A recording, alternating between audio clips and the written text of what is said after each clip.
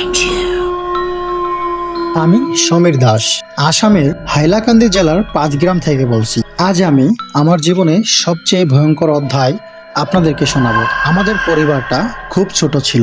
আমি আর আমার মা বাবা, শান্ত গ্রাম, পাশের নদী, সব মিলিয়ে বেশ ভালোই কাটছিল আমাদের জীবন। আমার বাবা ছিলেন পেশায় একজন মাছ বিক্রেতা। সেদিন ছিল এক অমাবস্যার সকাল। বাবা ঠিক করলেন মাছ বিক্রি করতে যাবে না, বরং বাড়ির গরু ঘরের জন্য উপার থেকে টিন আর কিছু জিনিস আনতে যাবেন।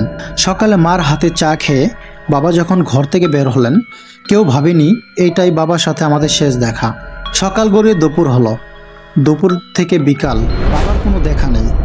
আমরা ভাবলাম হয়তো কোনো কাজে দেরি হচ্ছে, কিন্তু হঠাৎ খবর এলো নদীর ওপারে সিদ্ধেশ্বর শিব মন্দিরের কাছে একটি নৌকা থেকে একজন লোক নদীতে পড়ে গেছে। বাবার আর ফেরা হলো না। ৩ দিন পর নদীর অনেক নিচে বাবার মৃতদেহ পাওয়া যায়।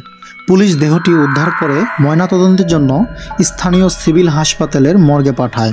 রাত তখন প্রায় ১টা থেকে ২টো। আমাকে ডাকা হলো লাশ শনাক্ত করার জন্য। আমি যখন হাসপাতালে পৌঁছালাম, চারদিক একদম শুনশান। মর্গটা ছিল হাসপাতালের মূল ভবন থেকে অনেকটা দূরে। একটা পুরনো জীর্ণ একতলা দালান, চারদিকে বড় বড় গাছ আর ঝোপঝাড়। ডোম যখন মর্গের তালা খুলে আমাকে ভিতরে নিয়ে গেল, এক অদ্ভুত পচা গন্ধ আর কনকনে ঠান্ডা বাতাস আমাকে গ্রাস করে নিল। ভিতরের দৃশ্য দেখে আমার বুক কেঁপে উঠল। পাথরের স্ল্যাবের উপর সাদা কাপড়ের ঢাকা সারি সারি মৃতদেহ। ডোম একটি লাশের উপর থেকে চাদর সরালো। হ্যাঁ, এটাই তো আমার বাবার নিথর দেহ। বাবার ফুলে যাওয়া ফ্যাকাশে মুখটা দেখে আমি কান্নায় ভেঙে পড়লাম।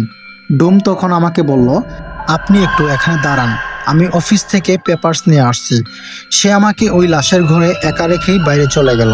নিস্তব্ধ মর্গে আমি একা দাঁড়িয়ে, কেবল উপরে পুরনো ফ্যানটি কেচকেচ শব্দ করে ঘুরছে।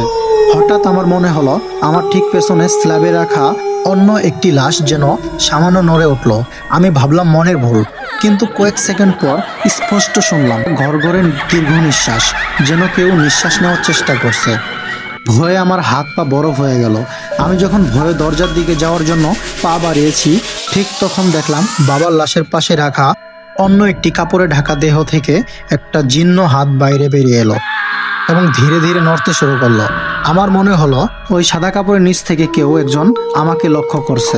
আমি আর এক মুহূর্ত দাঁড়ালাম না, দৌড়ে বাইরে বেরিয়ে এলাম। বাইরের করিডোরটা অন্ধকার ছিল। আমি লিফটের দিকে দৌড়ে গেলাম নিচে নামার জন্য, কিন্তু লিফটের বোতাম চাপতে দেখা গেল কারেন্ট নেই। আমি লিফটের ভেতরে অন্ধকারে আটকা পড়লাম। ঠিক সেই মুহূর্তে আমি অনুভব করলাম আমার পেছনের দিকে লিফটে স্টিলের গায়ে কেউ যেন নখ দিয়ে আঁচড় কাটছে। সেই পচা গন্ধটা আবার আমার নাকে এলো। মনে হচ্ছিল আমার পেছনে কোনো এক অশরীরী অস্তিত্ব দাঁড়িয়ে আছে, যার নিঃশ্বাসে গরম হওয়া আমি ঘাড়ে অনুভব করছি। লিফটের আলোটা জ্বলে উঠতেই আমি একতলার বোতামে পাগলের মতো ঘুষি মারলাম। লিফটটা নিচে নামার সময় আমার মনে হচ্ছিল মর্গের ওই অন্ধকার থেকে কেউ একজন দৌড়ে লিফটের দিকে আসছে। দরজাটা খুলতেই আমি এক দৌড়ে হাসপাতালে মেন গেট দিয়ে বেরিয়ে গেলাম। পেছনে ফিরে তাকানোর সাহস আমার ছিল না। আজও যখন একা থাকি বা হাসপাতালের নাম শুনে, চোখের সামনে ভেসে ওঠে সেই মর্গের সাদা কাপড়ে ঢাকা হাতটা আর সেই অন্ধকার লিফটের বিভীষিকা। সেই রাত আমি কোনোদিনও ভুলব না।